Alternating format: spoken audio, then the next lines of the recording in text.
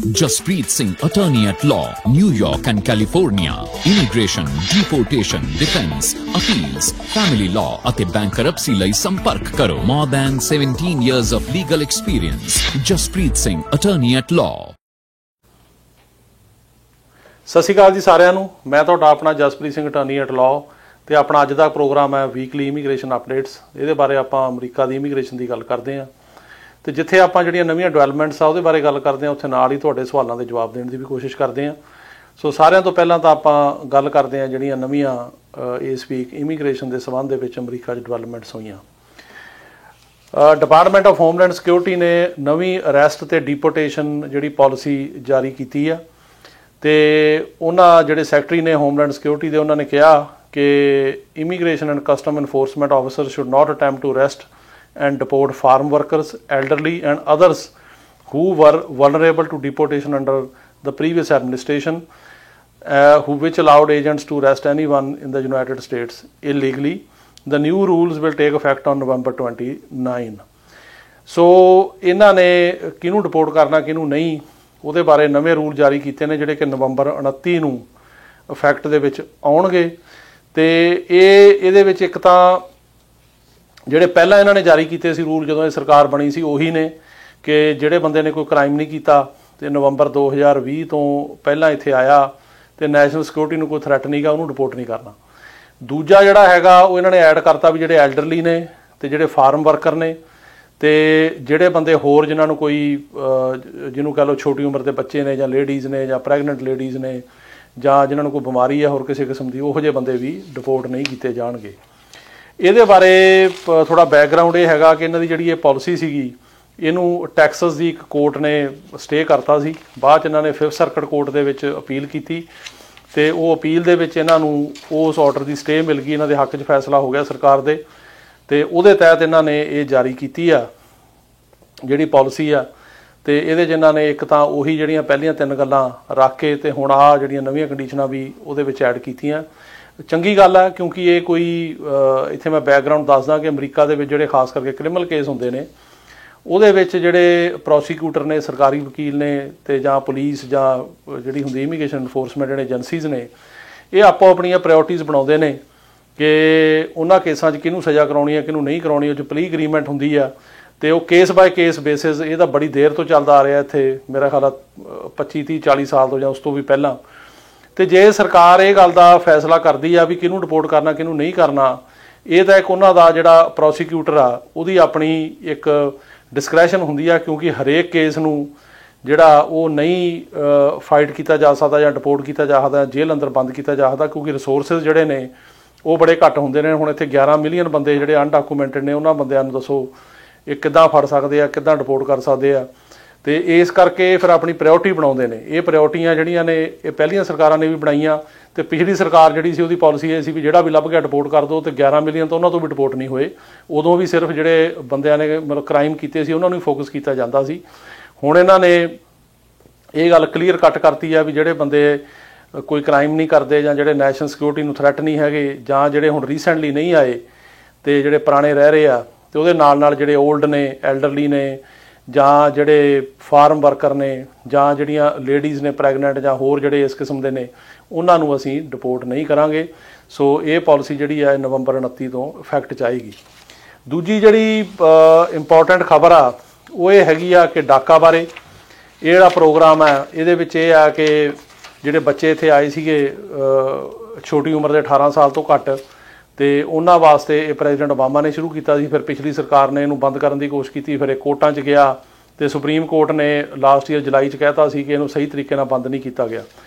ਤੇ ਇਹ ਜਿਹੜਾ ਪ੍ਰੋਗਰਾਮ ਹੈ ਇਹਨੂੰ ਹੁਣ ਇਹ ਕਰਨ ਬਾਰੇ ਸਰਕਾਰ ਨੇ ਇੱਕ ਰੂਲ ਜਿਹੜਾ ਹੈਗਾ ਉਹ ਪਬਲਿਸ਼ ਕਰਤਾ ਤੇ ਟਿਊਜ਼ਡੇ ਦਾ ਰੂਲ ਜਿਹੜਾ ਹੈਗਾ ਉਹ ਪਬਲਿਸ਼ ਕੀਤਾ ਗਿਆ for the public and they were given 60 days to submit comments for or against the Obama's deferred action for childhood arrival DACA policy. So ਇਹ ਜਿਹੜੀ ਪਾਲਿਸੀ ਹੈ ਇਹਦੇ ਬਾਰੇ ਉਹਨਾਂ ਨੇ ਜਿਹੜਾ ਫੈਡਰਲ ਰਜਿਸਟਰ ਆ ਉਹਦੇ ਵਿੱਚ ਪਬਲਿਸ਼ ਕੀਤਾ। ਇੱਕ ਪ੍ਰੋਸੀਜਰ ਹੁੰਦਾ ਅਮਰੀਕਾ ਦੇ ਵਿੱਚ ਜਦੋਂ ਵੀ ਸਰਕਾਰ ਕੋਈ ਨਵਾਂ ਜਿਹੜਾ ਹੈਗਾ ਉਹ ਰੂਲ ਬਣਾਉਂਦੀ ਆ, ਚੇਂਜਸ ਲਿਆਉਂਦੀ ਆ, ਉਹ ਪਹਿਲਾਂ ਪਬਲਿਸ਼ ਕਰਨਾ ਪੈਂਦਾ 60 ਦਿਨ ਲਈ। ਉਹਦੇ ਵਿੱਚ ਲੋਕਾਂ ਦੇ ਕਮੈਂਟ ਲੈਣੇ ਪੈਂਦੇ ਨੇ। ਫਿਰ ਜਿਹੜੇ ਕਮੈਂਟ ਕੋਈ ਠੀਕ ਲੱਗਣ ਗੌਰਮੈਂਟ ਨੂੰ ਉਹਨੂੰ ਫੋਲੋ ਵੀ ਕੀਤੇ ਜਾ ਸਕਦੇ ਨੇ। ਤੇ ਇਹਦੇ 'ਚ ਇਹ ਆ ਕਿ ਇਹ ਜਿਹੜਾ ਇਹ ਰੂਲ ਆ ਇਹ 2012 ਦੇ ਵਿੱਚ ਇਹ ਬਣਿਆ ਸੀ। ਇਹ ਜਿਹੜਾ ਪ੍ਰੋਗਰਾਮ ਹੈ ਤੇ ਇਹ ਪ੍ਰੋਗਰਾਮ 12 ਦੇ ਵਿੱਚ ਜਿਹੜੀ ਓਬਾਮਾ ਐਡਮਿਨਿਸਟ੍ਰੇਸ਼ਨ ਹੈਗੀ ਆ ਉਹਨੇ ਇਹ ਬਣਾਇਆ ਸੀ। ਤੇ ਇਹਦੇ ਵਿੱਚ ਉਸ ਟਾਈਮ ਤੇ ਉਹਨਾਂ ਨੇ ਕਿਹਾ ਸੀ ਵੀ ਜਿਹੜੇ 2007 ਤੋਂ ਪਹਿਲਾਂ ਦੇ ਇੱਥੇ ਰਹਿ ਰਹੇ ਨੇ ਬੱਚੇ ਤੇ ਉਹਨਾਂ ਨੂੰ ਅਸੀਂ ਇਹਦੇ ਅੰਡਰ ਲਵਾਂਗੇ, ਪਰ ਇਹਦੇ ਅੰਦਰ ਕੋਈ ਗ੍ਰੀਨ ਕਾਰਡ ਨਹੀਂ ਸੀ। The prerequisites for DACA eligibility included people having no serious criminal convictions, arriving in the US before the age 16, living in the country since at least 2007, and earning an American high school diploma or GED, or serving honorably in the military. DACA does not allow its beneficiaries to adjust their status and obtain lawful permanent residency. ਸੋ ਇਹਦੇ 'ਚ ਜਿਹੜਾ programme ਉਸ time ਦੇ president Obama ਨੇ ਬਣਾਇਆ ਸੀ ਉਹ 'ਚ ਇਹ ਸੀ ਵੀ ਜਿਹੜੇ 16 ਸਾਲ ਤੋਂ ਘੱਟ ਉਮਰ ਦੇ ਆਏ ਹੋਣ, 2007 ਤੋਂ ਪਹਿਲਾਂ ਦੇ ਅਮਰੀਕਾ 'ਚ ਰਹਿ ਰਹੇ ਹੋਣ, ਇੱਥੇ ਹਾਈ ਸਕੂਲ ਕੀਤਾ ਹੋਵੇ ਜਾਂ GED ਜਿਹੜੀ ਆ ਉਹਦੇ ਅੰਡਰ ਕੋਈ ਜਿਹੜਾ ਹੈਗਾ ਉਹਨੂੰ ਕੰਪਲੀਟ ਕੀਤਾ ਹੋਵੇ ਜਾਂ ਆਰਮੀ ਦੇ ਵਿੱਚ ਕੰਮ ਕੀਤਾ ਹੋਵੇ ਤੇ ਉਹ ਆਪਣਾ ਇੱਥੇ ਰਹਿ ਸਕਦੇ ਨੇ, ਵਰਕ ਪਰਮਿਟ ਮਿਲਣਗੇ ਪਰ ਗ੍ਰੀਨ ਕਾਰਡ ਨਹੀਂ ਮਿਲਣਗੇ। ਸੋ ਇਹ ਹੁਣ ਇਹ ਜਿਹੜਾ ਪ੍ਰੋਸੈਸ ਹੈ ਇਹਨਾਂ ਨੇ ਇਸ ਤਰੀਕੇ ਨਾਲ ਸ਼ੁਰੂ ਕੀਤਾ ਤੇ ਹੁਣ ਦੇਖਦੇ ਹਾਂ ਅੱਗੇ 'ਚ ਕੀ ਬਣਦਾ। ਤੀਸਰੀ ਇੰਪੋਰਟੈਂਟ ਖਬਰ ਇਹ ਆ ਕਿ ਜਿਹੜੀ ਸੈਨੇਟ ਦੇ ਵਿੱਚ ਡੈਮੋਕ੍ਰੈਟਸ ਦੀ ਪਲਾਨ B ਸੀਗੀ ਰੀਕਨਸੀਲੇਸ਼ਨ ਬਿੱਲ ਜਿਹੜਾ ਉਹਨਾਂ ਨੇ ਕਿਹਾ ਸੀ ਬਜਟ ਦੇ ਨਾਲ ਜੋੜ ਕੇ ਪਾਸ ਕਰਨਾ, ਉਹ ਵੀ ਜਿਹੜਾ ਸੈਨੇਟ ਪਾਰਲੀਮੈਂਟੇਰੀਅਨ ਆ ਉਹਨੇ ਕਿਹਾ ਵੀ ਨਹੀਂ ਇਹ ਨਹੀਂ ਇਹਦੇ ਵਿੱਚ ਐਡ ਕੀਤਾ ਜਾ ਸਕਦਾ। ਪਹਿਲਾਂ ਤਾਂ ਇਹਨਾਂ ਨੇ ਕੋਸ਼ਿਸ਼ ਕੀਤੀ ਕਿ ਜਿਹੜੇ 3 ਮਤਲਬ ਕੈਟਾਗਰੀਜ਼ ਹੈਗੀਆਂ, ਇੱਕ ਤਾਂ ਬੱਚੇ ਜਿਹੜੇ ਆਏ ਆ ਛੋਟੀ ਉਮਰ ਦੇ ਜਿਹੜੇ ਡਾਕਾ ਵਾਲੇ ਆ ਜਾਂ ਹੋਰ ਵੀ ਜਿਹੜੇ ਕੋਈ ਡਾਕਾ ਦਾ ਪੁਰਾਣਾ, ਇਹਨਾਂ ਨੇ ਕਿਹਾ ਹੁਣ ਵੀ ਜਿਹੜੇ ਬੱਚੇ ਲਾਸਟ ਈਅਰ ਤੱਕ ਆਏ ਉਹ ਐਡ ਕਰੋ। ਦੂਜਾ ਸੀ ਫਾਰਮ ਵਰਕਰ ਤੇ TPS ਤੇ ਤੀਜਾ ਸੀ ਸੈਂਸ਼ੀਅਲ ਵਰਕਰ। ਸੈਂਸ਼ੀਅਲ ਵਰਕਰ ਦੇ ਵਿੱਚ ਤੁਹਾਨੂੰ ਮੈਂ ਲਾਸਟ ਟਾਈਮ ਦੱਸਿਆ ਵੀ ਸੀ ਵੀ ਇਹਦੇ ਤਕਰੀਬਨ ਹਰੇਕ ਬੰਦਾ ਹੀ ਆ ਜਾਂਦਾ ਜਿਹੜਾ ਕੋਈ ਵੀ ਕੰਮ ਕਰਦਾ ਇੱਥੇ, ਚਾਹੇ ਕੋਈ ਜਿਹੜਾ ਟਰੱਕ ਡਰਾਈਵਰ ਹੈ, ਚਾਹੇ ਕੋਈ ਫਾਰਮ ਵਰਕਰ ਹੈ, ਚਾਹੇ ਕੋਈ ਰੈਸਟੋਰੈਂਟ ਵਰਕਰ ਹੈ, ਚਾਹੇ ਕੋਈ ਟੈਕਸੀ ਡਰਾਈਵਰ ਹੈ, ਚਾਹੇ ਕੋਈ ਹੈਲਥ ਕੇਅਰ 'ਚ ਕੰਮ ਕਰਦਾ, ਕੋਈ ਨਰਸ ਹੈ, ਡਾਕਟਰ ਹੈ, ਕੋਈ ਵੀ ਆ ਉਹ ਕਵਰ ਹੁੰਦਾ ਸੀ। ਲੇਕਿਨ ਉਹ ਜਿਹੜਾ ਸੈਨੇਟ ਪਾਰਲੀਮੈਂਟੇਰੀਅਨ ਆ ਉਹਨੇ ਕਿਹਾ ਵੀ ਨਹੀਂ ਇਹ ਜਿਹੜੀ ਹੈਗੀ ਆ ਇਹਦੇ 'ਚ ਐਡ ਨਹੀਂ ਕੀਤੀ ਜਾ ਸਕਦੀ ਬਜਟ ਦੇ ਵਿੱਚ। ਫਿਰ ਇਹਨਾਂ ਨੇ ਪਲਾਨ B ਕੀਤੀ ਹੈ 'ਚ ਇਹਨਾਂ ਨੇ ਇਹ ਕਿਹਾ ਕਿ ਇੱਕ ਰਜਿਸਟਰੀ ਬਣੀ ਹੋਈ ਹੈ ਇੱਥੇ, ਰਜਿਸਟਰੀ ਐਕਟ ਆਫ 1929 ਦੇ ਮੁਤਾਬਕ। ਉਹਦੇ ਵਿੱਚ ਹੁਣ ਹੈਗਾ ਕਿ ਜਿਹੜੇ ਜਨਵਰੀ 1972 ਤੋਂ ਪਹਿਲਾਂ ਅਮਰੀਕਾ ਆਏ ਆ ਤੇ ਰਹਿ ਰਹੇ ਆ ਉਹ ਗ੍ਰੀਨ ਕਾਰਡ ਲੈ ਸਕਦੇ ਆ। ਤੇ ਉਹ ਕਹਿੰਦੇ ਸੀ ਵੀ ਜਿਹੜੀ ਰਜਿਸਟਰੀ ਦੀ ਡੇਟ ਆ ਉਹਨੂੰ 72 ਤੋਂ ਮੂਵ ਕਰਕੇ 2010 ਕਰ ਦਿਓ। ਉਹਦੇ ਵਿੱਚ ਇੱਕ ਤਾਂ ਡਾਕਾ ਵਾਲੇ ਸਾਰੇ ਆ ਜਾਣਗੇ, ਕੁਝ ਹੋਰ ਬੰਦੇ ਆ ਜਾਣਗੇ ਤਾਂ ਕਿ ਜਿਹੜੇ 2010 ਤੋਂ ਪਹਿਲਾਂ ਆਏ ਆ ਉਹ ਗ੍ਰੀਨ ਕਾਰਡ ਅਪਲਾਈ ਕਰ ਸਕਣ। ਪਰ ਉਹ ਵੀ ਜਿਹੜਾ ਹੈਗਾ ਉਹਨੇ ਸੈਨੇਟ ਪਾਰਲੀਮੈਂਟੇਰੀਅਨ ਨੇ ਕਹਿਤਾ ਵੀ ਨਹੀਂ ਇਹ ਬਜਟ ਦੇ ਨਾਲ ਨਹੀਂ ਜੋੜਿਆ ਜਾ ਸਕਦਾ। ਹੁਣ ਬਜਟ ਦਾ ਵੀ ਜਿਹੜੀ ਸੀਗੀ ਸਰਕਾਰ ਸ਼ਟਡਾਊਨ ਹੋਣ ਲੱਗੀ ਸੀ, ਪਰ ਕੱਲ੍ਹ ਹੀ ਹਾਊਸ ਨੇ ਪਾਸ ਕੀਤਾ, ਉਸ ਤੋਂ ਪਹਿਲਾਂ ਸੈਨੇਟ ਨੇ ਕੀਤਾ ਤੇ ਉਹਨਾਂ ਨੇ ਜਿਹੜਾ ਇੱਕ ਬਿੱਲ ਹੈਗਾ 2-3 ਮਹੀਨੇ ਸਰਕਾਰ ਚੱਲਦਾ ਰੱਖਣ ਲਈ ਉਹ ਪਾਸ ਕਰਤਾ, ਜਿਹੜਾ ਪ੍ਰੈਜ਼ੀਡੈਂਟ ਨੇ ਸਾਈਨ ਕਰਤਾ। ਹੁਣ ਸਰਕਾਰ ਤਾਂ ਨਹੀਂ ਹੋਊਗੀ ਸ਼ਟਡਾਊਨ, ਪਰ ਇਹਦੇ ਵਿੱਚ ਬੇਸਿਕਲੀ ਉਹਨਾਂ ਨੇ ਕਿਹਾ ਵੀ ਸੈਨੇਟ ਪਾਰਲੀਮੈਂਟੇਰੀਅਨ ਨੇ ਵੀ ਨਹੀਂ ਹੋ ਸਕਦਾ। ਹੁਣ ਦੇਖਣ ਵਾਲੀ ਗੱਲ ਇਹ ਆ ਵੀ ਅੱਗੇ ਕੀ ਕਰਦੇ ਆ। ਇੱਕ ਇਹ ਵੀ ਸੋਚ ਹੈਗੀ ਆ ਵੀ ਜਿਹੜਾ ਵਾਈਸ ਪ੍ਰੈਜ਼ੀਡੈਂਟ ਹੈ ਇਹਨੂੰ ਓਵਰ ਰੂਲ ਕਰ ਸਕਦਾ ਪਾਰਲੀਮੈਂਟੇਰੀਅਨ ਨੂੰ, ਕਿ ਇਹ ਵਾਈਸ ਪ੍ਰੈਜ਼ੀਡੈਂਟ ਤੋਂ ਕਰਾ ਕੇ ਓਵਰ ਰੂਲ ਤੇ ਇਹਨੂੰ ਐਡ ਕਰੀਏ ਜਾਂ ਕੁਝ ਹੋਰ ਕਰੀਏ। ਸੋ ਆਉਣ ਵਾਲੇ ਦਿਨਾਂ 'ਚ ਦੱਸਾਂਗੇ, ਪਰ ਫਿਲਹਾਲ ਅਜੇ ਜਿਹੜੇ ਉਹ ਇਹਨਾਂ ਦੀ ਸੀਗੀ ਸਟ੍ਰੈਟਜੀ ਕਿ ਜਿਹੜੇ ਇਮੀਗ੍ਰੇਸ਼ਨ ਦੇ ਕਾਨੂੰਨ ਆ ਉਹ ਬਜਟ ਨਾਲ ਜੋੜ ਕੇ ਪਾਸ ਕਰਾਏ ਜਾਣ, ਉਹ ਨਹੀਂ ਮਤਲਬ ਕਿਸੇ ਪਾਸੇ ਸਿਰੇ ਚੜ੍ਹਦੀ ਲੱਗਦੀ।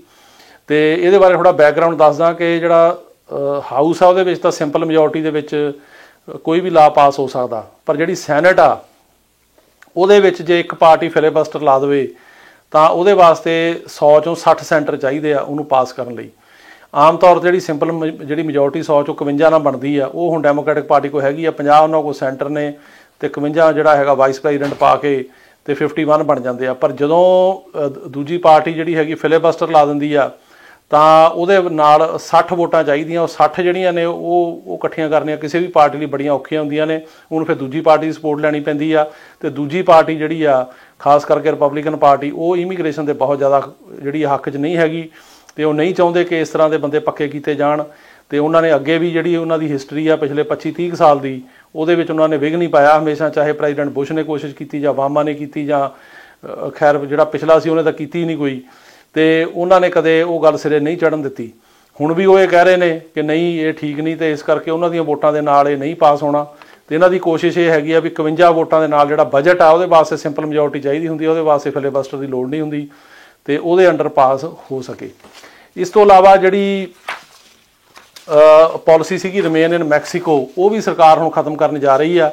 ਤੇ ਉਹਦੇ ਸਰਕਾਰ ਨੇ ਇਹ ਕਿਹਾ, ਕਿਉਂਕਿ ਪਿੱਛੇ ਇੱਕ ਕੋਰਟ ਨੇ ਕਿਹਾ ਸੀ ਵੀ ਇਹ ਪਾਲਿਸੀ ਗਲਤ ਹੈ ਤੇ ਇਹਨੂੰ ਖਤਮ ਕਰੋ, ਕਿਉਂਕਿ ਇਮੀਗ੍ਰੇਸ਼ਨ ਦੇ ਲਾਅ ਦੇ ਵਿੱਚ ਕਿਤੇ ਨਹੀਂ ਲਿਖਿਆ ਕਿ ਤੁਸੀਂ ਮੈਕਸੀਕੋ 'ਚ ਰਹਿ ਕੇ ਆਪਣਾ ਕੇਸ ਲੜੋ। ਤੇ ਉਹ ਵੀ ਇਹਨਾਂ ਨੇ ਹੁਣ ਅਨਾਊਂਸ ਕੀਤਾ ਕਿ ਅਸੀਂ ਇਹ ਪਾਲਿਸੀ ਨੂੰ ਖਤਮ ਕਰਨ ਜਾ ਰਹੇ ਹਾਂ। ਤੇ ਇਹ ਪਿਛਲੀ ਸਰਕਾਰ ਨੇ ਲਾਈ ਸੀ ਤੇ ਇੱਕ ਇਹਨਾਂ ਨੇ ਪਹਿਲਾਂ ਖਤਮ ਵੀ ਕੀਤੀ ਸੀ, ਫਿਰ ਉਹਦੇ ਖਿਲਾਫ ਕੋਰਟ 'ਚ ਕੇਸ ਹੋਇਆ, ਉਹ ਉੱਪਰ ਤੱਕ ਗਿਆ ਤੇ ਹੁਣ ਇੱਕ ਹੋਰ ਕੋਰਟ ਨੇ ਕਹਿਤਾ ਕਿ ਇਹ ਪਾਲਿਸੀ ਠੀਕ ਨਹੀਂ ਹੈਗੀ ਤੇ ਉਹਦੀ ਇਹ ਇੰਪਲੀਮੈਂਟੇਸ਼ਨ ਦੇ ਵਿੱਚ ਹੁਣ ਇਹਨੂੰ ਜਿਹੜਾ ਹੈਗਾ ਉਹ ਇਹ ਪਾਲਿਸੀ ਨੂੰ ਖਤਮ ਕਰਨ ਦੀ ਇਹ ਸਰਕਾਰ ਕੋਸ਼ਿਸ਼ ਕਰ ਰਹੀ ਹੈ ਤੇ ਹੁਣ ਇਹ ਪਾਲਿਸੀ ਆਪਣੀ ਬਣਾਉਣਗੇ ਕਿ ਮੈਕਸੀਕੋ ਰਹਿਣ ਦੀ ਲੋੜ ਨਹੀਂ ਪੈਣੀ। ਬਾਕੀ ਇਹ ਆ ਕਿ ਜਿਵੇਂ ਲਾਸਟ ਟਾਈਮ ਵੀ ਮੈਂ ਦੱਸਿਆ ਸੀ ਸਾਰਿਆਂ ਨੂੰ ਕਿ ਜਿਹੜੇ ਟਰੈਵਲ ਹੈਗੀ ਆ ਇੰਟਰਨੈਸ਼ਨਲ ਟਰੈਵਲ, ਉਹ ਨਵੰਬਰ ਤੋਂ ਜਿਹੜੇ ਵਿਜ਼ਟਰ ਵੀਜ਼ੇ ਵਗੈਰਾ ਹੈਗੇ ਆ ਉਹ ਖੁੱਲ੍ਹ ਰਹੇ ਆ ਅਮਰੀਕਾ ਦੇ ਵਿੱਚ ਤੇ ਨਵੰਬਰ ਤੋਂ ਇਹ ਜਿਹੜੇ ਟਰੈਵਲਰਸ ਹੈਗੇ ਉਹ ਆ ਸਕਦੇ ਆ। ਤੇ ਉਹਦੇ ਨਾਲ ਬੇਸਿਕਲੀ ਇਹ ਆ ਕਿ ਏਅਰ ਜਿਹੜੇ ਪੈਸੰਜਰ ਨੇ ਚਾਈਨਾ, ਇੰਡੀਆ, ਬ੍ਰਿਟੇਨ ਤੇ ਕਈ ਜਿਹੜੀਆਂ ਯੂਰਪੀਅਨ ਕੰਟਰੀਜ਼ ਨੇ ਉਹਨਾਂ ਤੋਂ ਜਿਹੜੇ ਵਿਜ਼ਟਰ ਵੀਜ਼ੇ ਨੇ ਜਿਹੜੇ ਬੰਦਿਆਂ ਕੋਲ ਹੈਗੇ ਆ ਉਹ ਆ ਸਕਣਗੇ ਤੇ ਨਵੰਬਰ ਤੋਂ ਇਹ ਸ਼ੁਰੂ ਹੋਏਗਾ। ਤੇ ਉਹਦੇ ਨਾਲ ਇਹ ਆ ਕਿ ਜੇ ਕਿਸੇ ਨੇ ਨਵੇਂ ਵੀਜ਼ਾ ਅਪਲਾਈ ਕਰਨਾ ਤਾਂ ਉਹ ਵੀ ਕਰ ਸਕਣਗੇ ਤੇ ਇਹਦੇ ਵਾਸਤੇ ਜਿਹੜੇ ਜ਼ਿਆਦਾ ਜਿਹੜੀਆਂ ਕੰਟਰੀਜ਼ ਨੇ ਉਹ ਅਫੈਕਟ ਹੋਣਗੀਆਂ ਉਹਨਾਂ ਵਿੱਚ ਹੈਗੇ ਜੀ Ireland, China, India, south Africa, Iran ਤੇ ਬ੍ਰਾਜ਼ੀਲ। ਤੇ ਇਹਨਾਂ ਦੇ ਜਿਹੜੇ ਵਿਜ਼ਟਰ ਵੀਜ਼ਾ ਹੋਲਡਰਸ ਨੇ ਉਹ ਆ ਸਕਣਗੇ ਜਾਂ ਨਵੇਂ ਲੈ ਸਕਣਗੇ। ਇਹ ਨਵੰਬਰ ਤੋਂ ਸ਼ੁਰੂ ਹੋਏਗਾ। ਇਸ ਤੋਂ ਇਲਾਵਾ ਜਿਹੜੀ ਹੋਰ ਇੰਪੋਰਟੈਂਟ ਖਬਰ ਹੈਗੀ ਆ ਉਹ ਇਹ ਆ ਕਿ ਇਮੀਗ੍ਰੇਸ਼ਨ ਦੇ ਜਿਹੜੇ ਇੱਕ ਜੱਜ ਸਾਹਿਬ ਸੀ ਜਿਨ੍ਹਾਂ ਨੇ ਕਿ ਮਤਲਬ ਪਿਛਲੀ ਸਰਕਾਰ ਵੇਲੇ ਸਟੈਪ ਡਾਊਨ ਕਰਤਾ ਸੀ ਕਿ ਉਹਨਾਂ ਨੂੰ ਇਹ ਲੱਗਦਾ ਸੀ ਵੀ ਉਸ ਟਾਈਮ 'ਤੇ ਜਿਹੜਾ ਕੰਮ ਹੈਗਾ ਉਹ ਠੀਕ ਨਹੀਂ ਹੋ ਰਿਹਾ, ਇੰਟਰਫੇਰੈਂਸ ਬਹੁਤ ਜ਼ਿਆਦਾ ਹੈਗੀ ਪਿਛਲੀ ਸਰਕਾਰ ਦੀ ਕਿ ਇਹ ਇਮੀਗ੍ਰੇਸ਼ਨ ਸਖਤ ਕੀਤੀ ਜਾਵੇ ਤੇ ਜੱਜਾਂ 'ਤੇ ਬੜਾ ਦਬਾਅ ਸੀ ਕਿ ਲੋਕਾਂ ਨੂੰ ਡਿਪੋਰਟ ਕਰੋ। ਤੇ ਉਹਨਾਂ ਦਾ ਨਾਂ ਹੈਗਾ ਡੇਵਿਡ ਨੀਲ ਤੇ ਉਹਨਾਂ ਨੂੰ ਦੁਬਾਰਾ ਲਿਆ ਕੇ ਹੁਣ ਤੇ ਜਿਹੜੀ ਇਮੀਗ੍ਰੇਸ਼ਨ ਕੋਰਟ ਆ ਉਹਦੇ ਉੱਤੇ ਇੱਕ ਬੜੀ ਇੰਪੋਰਟੈਂਟ ਜਿਹੜੀ ਪੋਜੀਸ਼ਨ ਆ ਉਹਦੇ ਵਿੱਚ ਲਾਇਆ ਗਿਆ ਤੇ ਉਹ ਹੁਣ ਜਿਹੜਾ ਇਮੀਗ੍ਰੇਸ਼ਨ ਕੋਰਟ ਦਾ ਸਾਰਾ ਜਿਹੜਾ ਪ੍ਰੋਸੈਸ ਆ ਉਹਨੂੰ ਓਵਰਸੀ ਕਰਨਗੇ। ਤੇ ਉਹਨਾਂ ਨੂੰ 2019 ਦੇ ਵਿੱਚ ਡੇਵਿਡ ਨੀਲ ਜਿਹੜੇ ਤੇ ਹੋਰ ਕਈ ਇਮੀਗ੍ਰੇਸ਼ਨ ਜੱਜ ਆ ਉਹਨਾਂ ਨੇ ਅਸਤੀਫਾ ਦੇ ਦਿੱਤਾ ਸੀ ਕਿ ਪਿਛਲੀ ਸਰਕਾਰ ਨਾਲ ਦੀਆਂ ਪਾਲਿਸੀਆਂ ਨਾਲ ਉਹ ਸਹਿਮਤ ਨਹੀਂ ਸੀ। ਤੇ ਹੁਣ ਦੀ ਜਿਹੜੀ ਸਰਕਾਰ ਆ, ਖਾਸ ਕਰਕੇ ਜਿਹੜੇ ਅਟਾਰਨੀ ਜਨਰਲ ਨੇ ਮੈਰਿਕ ਗਾਰਲੈਂਡ, ਉਹਨਾਂ ਨੇ ਇਹਨਾਂ ਨੂੰ ਦੁਬਾਰਾ ਅਪੁਆਇੰਟ ਕਰ ਦਿੱਤਾ ਤੇ ਇਹ ਹੁਣ ਸਾਰਾ ਜਿਹੜਾ ਇਮੀਗ੍ਰੇਸ਼ਨ ਕੋਰਟਾਂ ਦਾ ਜਿਹੜਾ ਕੰਮ ਹੈ ਉਹਨੂੰ ਦੇਖਣਗੇ ਤੇ ਇਹ ਇਹਨਾਂ ਦੀ ਡਿਊਟੀ ਹੋਊਗੀ ਵੀ ਫੇਅਰ ਤਰੀਕੇ ਨਾਲ ਸਾਰਾ ਕੰਮ ਚੱਲੇ। ਇਸ ਤੋਂ ਇਲਾਵਾ ਜਿਹੜੀਆਂ ਹੁਣ ਹੋਰ ਇੰਪੋਰਟੈਂਟ ਡਿਵੈਲਪਮੈਂਟ ਜਿਹੜੀ ਆ ਇਸ ਵੀਕ ਦੀ ਉਹ ਇਹ ਹੈਗੀ ਵੀਜ਼ਾ ਬੁਲੇਟਿਨ ਆ ਗਿਆ ਅਕਤੂਬਰ 2021 ਦਾ ਤੇ ਇਹ ਜਿਹੜਾ ਵੀਜ਼ਾ ਬੁਲੇਟਿਨ ਆ ਇਹਦੇ ਜ਼ਿਆਦਾ ਮੂਵਮੈਂਟ ਤਾਂ ਨਹੀਂ ਹੋਈ ਜਿਵੇਂ ਉਮੀਦ ਸੀ ਕਿ ਅਜੇ, ਪਰ ਥੋੜ੍ਹੀ ਜਿਹੀ ਮੂਵਮੈਂਟ ਜ਼ਰੂਰ ਹੋਈ ਆ। ਇਹਦੇ ਵਿੱਚ ਜਿਹੜੀਆਂ ਮਤਲਬ ਕੈਟੇਗਰੀਆਂ ਮੈਂ ਤੁਹਾਨੂੰ ਦੱਸਦਾ ਕਿ F4 ਕੈਟੇਗਰੀ ਜਿਹੜੀ US ਸਿਟੀਜ਼ਨ ਦੇ ਭਰਾ ਭੈਣ ਤੇ ਉਹਨਾਂ ਦੇ ਬੱਚਿਆਂ ਦੀ ਕੈਟੇਗਰੀ ਆ, ਉੱਥੇ ਚੱਲ ਰਿਹਾ ਜੀ 15 ਸਤੰਬਰ 2005। F3 ਕੈਟੇਗਰੀ ਹੈਗੀ ਆ ਜਿਹੜੇ ਕਿ ਸਿਟੀਜ਼ਨ ਦੇ ਮੈਰਿਡ ਬੱਚੇ ਨੇ, ਉੱਥੇ ਆ 22 ਨਵੰਬਰ 2008। F2P ਜਿਹੜੀ B ਕੈਟੇਗਰੀ ਹੈਗੀ ਗ੍ਰੀਨ ਕਾਰਡ ਹੋਲਡਰਸ ਦੇ ਜਿਹੜੇ ਅਨਮੈਰਿਡ ਬੱਚੇ ਓਵਰ 21, ਉੱਥੇ ਆ ਜੀ 22 ਸਤੰਬਰ 2015। F2A ਕੈਟੇਗਰੀ ਆ ਗ੍ਰੀਨ ਕਾਰਡ ਹੋਲਡਰ ਦੇ ਜਿਹੜੇ ਹਸਬੈਂਡ ਵਾਈਫ ਤੇ 21 ਸਾਲ ਤੋਂ ਘੱਟ ਬੱਚੇ, ਤੇ ਉੱਥੇ ਚੱਲ ਰਿਹਾ ਜੀ ਉਹ ਕਰੰਟ ਆ। ਤੇ F1 ਕੈਟੇਗਰੀ ਆ unmarried sons and daughters of US citizens, ਉੱਥੇ ਚੱਲ ਰਿਹਾ ਜੀ 1 ਦਸੰਬਰ 2014। ਤੇ ਜਿਹੜੇ ਹੁਣ ਪੇਪਰ ਮੰਗ ਰਹੇ ਨੇ, ਜਿਵੇਂ ਹੁਣ NVC ਤੋਂ ਪੇਪਰ 5-6 ਮਹੀਨੇ ਪਹਿਲਾਂ ਮੰਗਣੇ ਸ਼ੁਰੂ ਕਰ ਦਿੰਦੇ ਆ ਜਿਹੜੇ NVC ਵਾਲੇ ਆ, ਨੈਸ਼ਨਲ ਵੀਜ਼ਾ ਸੈਂਟਰ ਵਾਲੇ ਇੰਟਰਵਿਊਆਂ ਤੋਂ, ਉਹ ਡੇਟਾ ਹੈਗੀਆਂ। F4 ਕੈਟੇਗਰੀ ਜਿਹੜੀ ਭਰਾ ਭੈਣ ਦੀ ਕੈਟੇਗਰੀ ਆ 1 ਜਨਵਰੀ 2006। F3 ਹੈਗੀ ਆ 22 ਅਗਸਤ 2009। F2B ਜਿਹੜੇ ਗ੍ਰੀਨ ਕਾਰਡ ਹੋਲਡਰ ਦੇ 21 ਸਾਲ ਤੋਂ ਉੱਪਰ ਅਨਮੈਰਿਡ ਬੱਚਿਆਂ ਦੀ 22 ਸਤੰਬਰ 2016। F2A ਆ ਜਿਹੜੇ ਗ੍ਰੀਨ ਕਾਰਡ ਹੋਲਡਰ ਦੇ 21 ਸਾਲ ਤੋਂ ਘੱਟ ਬੱਚੇ ਆ 1 ਤੇ ਹਸਬੈਂਡ ਵਾਈਫ 1 ਜੂਨ 2021। ਤੇ F1 ਕੈਟੇਗਰੀ ਆ 15 ਮਈ 2016।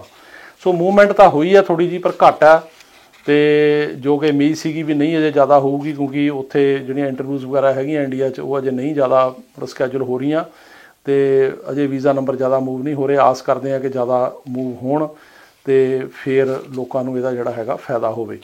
ਬਾਕੀ ਮੈਂ ਤੁਹਾਨੂੰ ਪਿੱਛੇ ਵੀ ਦੱਸਿਆ ਜੀ ਸਾਡੀ ਕੋਸ਼ਿਸ਼ ਜਾਰੀ ਆ ਕਿ ਜਿਹੜੀਆਂ ਇਮੀਗ੍ਰੈਂਟ ਵੀਜ਼ੇ ਦੀਆਂ ਇੰਟਰਵਿਊਜ਼ ਹੈਗੀਆਂ ਉਹ ਦਿੱਲੀ ਹੋਣ ਇੰਡੀਆ 'ਚ, ਖਾਸ ਕਰਕੇ ਪੰਜਾਬ ਵਾਲਿਆਂ ਦੀਆਂ ਬੰਬੇ ਤੋਂ ਉੱਥੇ ਨਾ ਹੋਣ ਕਿਉਂਕਿ ਉੱਥੇ ਜਾਣਾ ਬੜਾ ਔਖਾ। ਉਹਦੇ ਬਾਰੇ ਅਸੀਂ ਕੋਸ਼ਿਸ਼ ਕਰ ਰਹੇ ਹਾਂ। ਪਿਛਲੇ ਹਫ਼ਤੇ ਵੀ ਸਾਡੀ ਇੱਕ ਸੈਨੇਟਰ ਨਾਲ ਮੁਲਾਕਾਤ ਹੋਈ ਆ। ਹੁਣ 2 ਹਫ਼ਤੇ ਨੂੰ ਵਾਸ਼ਿੰਗਟਨ DC ਜਾਣ ਦਾ ਪ੍ਰੋਗਰਾਮ ਬਣ ਰਿਹਾ, ਉੱਥੇ ਜਾ ਕੇ ਇਹਦੇ ਬਾਰੇ ਫੇਰ ਗੱਲਬਾਤ ਹੋਏਗੀ ਤੇ ਉਮੀਦ ਹੈਗੀ ਆ ਜੇ ਇਹ ਗੱਲ ਸਿਰੇ ਚੜ੍ਹ ਗਈ ਤਾਂ ਉਹਦੇ ਨਾਲ ਜਿਹੜੀਆਂ ਬੰਬੇ ਦੀ ਬਜਾਏ ਦਿੱਲੀ ਹੋ ਜਾਣ ਉਹਦਾ ਸਾਰਿਆਂ ਨੂੰ ਜਿਹੜਾ ਹੈਗਾ ਉਹ ਫਾਇਦਾ ਹੋਏਗਾ। ਸੋ ਇਹ ਤਾਂ ਸੀਗੀਆਂ ਜੀ ਇੰਪੋਰਟੈਂਟ ਖਬਰਾਂ ਇਸ ਵੀਕ ਦੀਆਂ। ਤੇ ਹੁਣ ਆਪਾਂ ਤੁਹਾਡੇ ਜਿਹੜੇ ਸਵਾਲਾਂ ਦੇ ਜਵਾਬ ਆ ਉਹ ਦੇਣ ਦੀ ਕੋਸ਼ਿਸ਼ ਕਰਦੇ ਹਾਂ।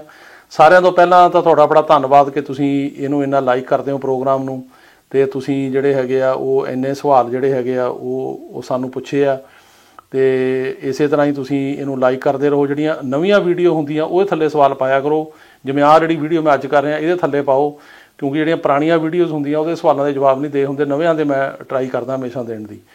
ਪਹਿਲਾ ਸਵਾਲ ਹੈ ਜੀ ਕਿ ਉਹ ਕਹਿੰਦੇ ਨੇ ਕਿ ਅਸੀਂ ਲੁਧਿਆਣੇ ਰਹਿੰਦੇ ਹਾਂ ਅਤੇ ਸਾਡਾ ਕੇਸ F4 ਕੈਟੇਗਰੀ ਦਾ ਨਵੰਬਰ 2010 'ਚ ਅਪਲਾਈ ਹੋਇਆ ਸੀ, ਅਪਰੂਵਲ ਆਈ ਸੀ 15 'ਚ, ਅਤੇ ਇਹ ਕੇਸ ਜਿਹੜਾ ਹੈਗਾ ਇਹਨੂੰ ਕਿੰਨਾ ਟਾਈਮ ਲੱਗੂ, ਕਿਸ ਤਰ੍ਹਾਂ? ਦੇਖੋ ਇਸ ਤਰ੍ਹਾਂ ਮੈਂ ਹੁਣੇ ਦੱਸ ਕੇ ਹਟਿਆ ਵੀ ਜਿਹੜਾ F4 ਕੈਟੇਗਰੀ ਹੈ US ਸਿਟੀਜ਼ਨ ਦੇ ਭਰਾ ਭੈਣ ਦੀ ਅਤੇ ਉਹਨਾਂ ਦੇ ਬੱਚਿਆਂ ਦੀ, ਇਹਦੇ 'ਤੇ ਇਸ ਟਾਈਮ ਜਿਹੜਾ ਹੈਗਾ ਉਹ ਚੱਲ ਰਿਹਾ ਜੀ 15 ਸਤੰਬਰ 2005, ਅਤੇ ਜਿਹੜੇ ਡੇਟਾਂ 'ਤੇ ਪੇਪਰ ਲਏ ਜਾ ਰਹੇ ਨੇ ਉਹ ਅਜੇ ਵੀ 1 ਜਨਵਰੀ 2006 ਆ।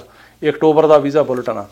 ਸੋ ਅਜੇ ਟਾਈਮ ਲੱਗੇਗਾ ਜੀ ਤੁਹਾਨੂੰ ਕਾਫੀ, ਕਿਉਂਕਿ ਅਜੇ ਤਾਂ ਜਿਹੜਾ ਹੈਗਾ ਤੁਹਾਡਾ 2010 ਦਾ ਕੇਸ ਆ, ਜੇ ਤੁਹਾਨੂੰ ਘੱਟੋ ਘੱਟ 5-6 ਸਾਲ ਹੋਰ ਲੱਗ ਸਕਦੇ ਇਸ ਹਿਸਾਬ ਨਾਲ। ਅਗਲਾ ਸਵਾਲ ਹੈ ਜੀ ਕਿ ਉਹਨਾਂ ਨੇ ਕਿਹਾ ਕਿ ਮੇਰੀ ਡਾਟਰ ਨੇ ਗ੍ਰੈਜੂਏਸ਼ਨ ਕੰਪਲੀਟ ਕਰ ਲਈ ਆ ਅਤੇ F4 ਕੈਟੇਗਰੀ ਦੇ ਵਿੱਚ ਸਾਡਾ 2006 'ਚ ਅਪਲਾਈ ਹੋਇਆ ਅਤੇ ਪੜ੍ਹਾਈ ਜਾਰੀ ਰੱਖੇ, ਉਹਦੀ ਉਮਰ 21 ਸਾਲ ਤੋਂ ਉੱਪਰ ਆ।